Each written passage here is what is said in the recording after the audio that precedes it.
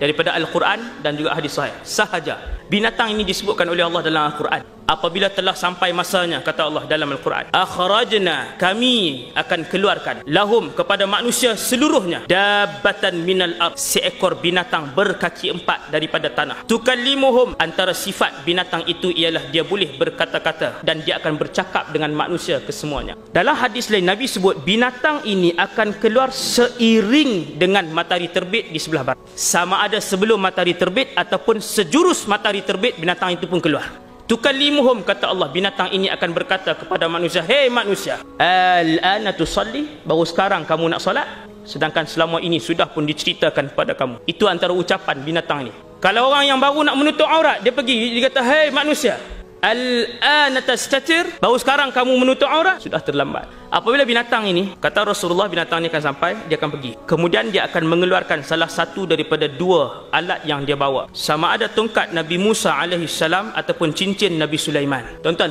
hadis ni hadis sahih.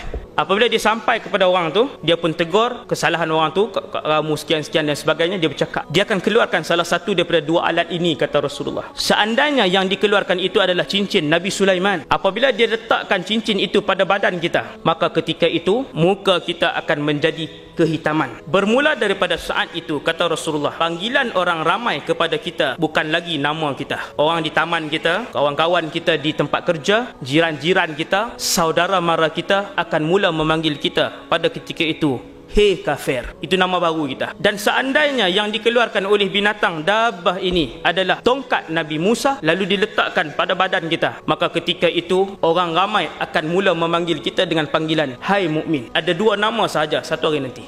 Di mana pun kita pergi, Nabi buat contoh bahawasanya panggilan ketika itu kafir dan mukmin. Nabi kata, apabila rakan kamu lalu, kamu sedang berada di satu kelompok, kamu akan panggil dia, hai mukmin, datang singgah untuk makan. Tidak lagi nama. Apabila rakan lain lalu, kita akan panggil, hai kafir, datang makan bersama kami. Itu panggilannya. Waktu tu tuan-tuan, tak boleh berlakon dah. Hari ini semua orang berlindung di sebalik nama Islam, sedangkan dalam hatinya penuh kedengkian dengan Islam. Hari ini ramai orang namanya Islam, akan tapi dia sendiri tak selesa dengan agama Islam yang dianuti. Wal-ayazubillah. Pada ketika itu tak ada siapa boleh berlakon dah. Maka binatang ini tuan-tuan, dia tak bunuh orang, dia tidak mencederakan orang, dia hanya pergi, sama ada dia keluarkan tongkat ataupun cincin, itu je. Selesai dia labelkan kita, dia pun pergi. Semua orang akan diziarahi oleh binatang ini. Semua orang. Selesai semua orang dilabelkan Islam ataupun kafir, maka dia pun pergi dan selesai urusannya.